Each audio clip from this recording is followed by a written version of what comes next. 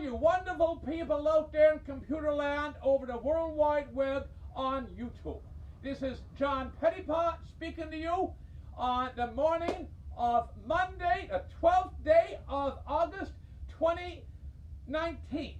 And we're speaking to you on my initial broadcast again to all you wonderful people out there in the computer land over what you call, what one of those computer machines, or what you call the internet. So my topic today is coal. But before coal miners work hard, before we get going, let's talk about breakfast. Did you folks eat a good breakfast? I'll show you what I eat for breakfast in the morning. I started with my beautiful, wonderful product that my mother ate. I've been eating all my life to date. Is shredded wheat. 3 in each package. You need a nice big bowl. Put 6 shredded wheat. When you eat them, you take them out of the package first. You need milk. The good stuff. Always support your local dairy. A liter of milk in America, a quart of milk. Same thing. Milk, the cow, the lat, as we say in French. The blanche lat. And bananas. A banana, ou de trois. Well, you can eat 3. I eat 3 actually. For the less generous appetite, you can eat 1 or 2, but I eat 3. So again, 6 shredded wheat, a liter of milk. Always support your local dairy, and 1, 2, 3 bananas. And you eat that every morning, and you're big, strong. Learned that from Mr. White in New York. Big, strong when you eat healthy breakfast every day. Now, back to coal mining. I love coal. Wonderful thing, coal. It's to this day, coal is just, they don't say King Coal for nothing. And coal is coal, the blessed beloved coal miners, next to our armed forces, the blessed beloved coal miners are right up there with the soldiers and God Almighty. They were instrumental, the coal and age of coal, age of steam, instrumental in winning not only World War I, but World War II. And to this day, all over the world, much of the electricity we have, we get electricity in this house here, for example. Get rid of the oil lamp back in the 50s. We have the electricity in now, see? Electricity got these highfalutin, energy-efficient bulbs now. Anyhow, to this day, coal is instrumental in providing electricity on demand. Now, you notice here the Cape Breton flag. You can't talk coal without talking Cape Breton. This here is the official Cape Breton flag. There's 4 colors in it. There's the blue. What does the blue represent? I've done this hundreds of times. What does the blue represent? And it's the water. The island surrounded by water.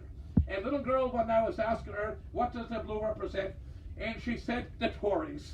I didn't correct her. I said, well, my dear, that's a good point. I think there's going to be a lot of blue around after the election on the 21st of October, but not only the beautiful Cape Breton flag. Anyway, then the green. The green is the beautiful fields and hills and valleys of Cape Breton. The gold is God's sunshine on the lovely Bador Lake. Again, the fields, hills, and valleys of Cape Breton. And the grey represents steel and coal. There was this large steel mill in Sydney. People came from all over the world, from the Caribbean, from Ireland, from the UK, Scotland, Italy. They're all over the world. The real melting pot in the Sydney, Glace Bay, New Waterford for the steel mill. And the steel mill came because there was coal. So that last one, the grey bar, is the coal. Is the coal and steel. And incidentally, with this here, the first coal mining anywhere in North America, before West Virginia, Tennessee, Kentucky, look, America, God's chosen country, beautiful, stars and stripes, beautiful, 50 states, the great state of West Virginia, Kentucky, Tennessee, Pennsylvania, before coal mining there, and God bless coal miners everywhere. And before Western Canada, Alberta, or British Columbia, before the coal fields of Pictou County, mainland Nova Scotia, or Cumberland County, Spring Hill, the first coal mining anywhere in North America was in the year 1720. Here's a map of Atlantic Canada, mainland Nova Scotia, and Cape Breton Island. Cape Bretoners. The best people in the face of God's earth, bar none.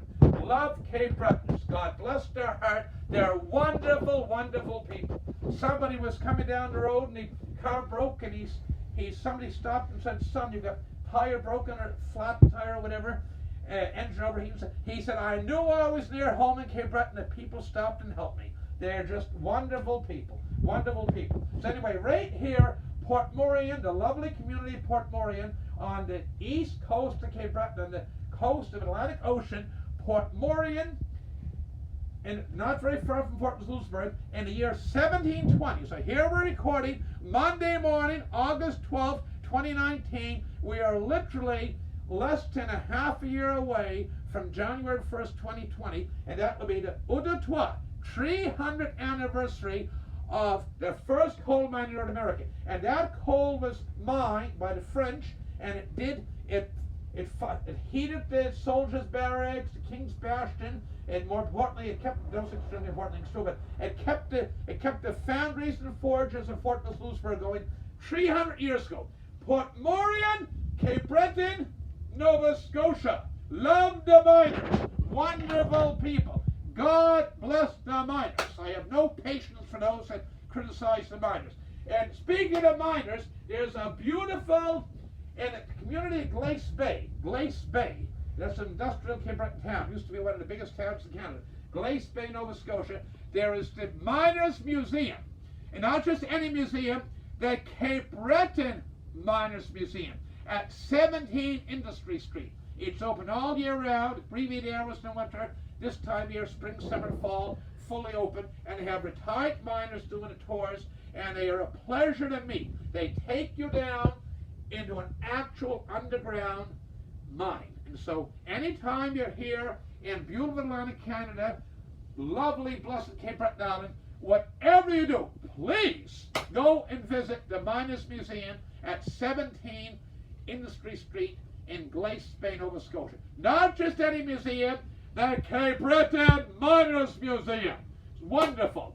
So this is our initial show, my dear friends, and we ask you please hit the subscriber button. I'm not very familiar with those at this internet, what you call this computer machines, but you hit the subscriber button. Tell your friends, please, about this broadcast. This is John Pettipas saying it's my pleasure, my distinct pleasure, privilege, and honor to speak to all you people out there, all you wonderful people in computer land. Until we meet again, our next broadcast, I